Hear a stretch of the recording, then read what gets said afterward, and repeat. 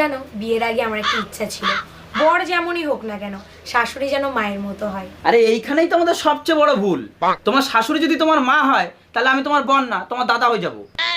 তাই শাশুড়ি শাশুড়ির মতো থাক।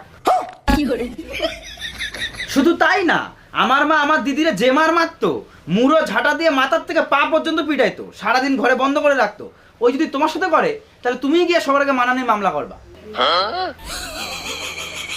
আর তার থেকে বড় কথা, ধরো আমার মার মধ্যে আর তোমার মধ্যে সামান্য ঝগড়া হলো, তখন তুমি কানতে কানতে আমারে বলবা যে আমি নাকি মার সাইড নিয়ে কথা বলি, আমি তোমারে বিয়ে করে আনছি কেন যদি আমি মার সাইড নিয়ে কথা বলবো।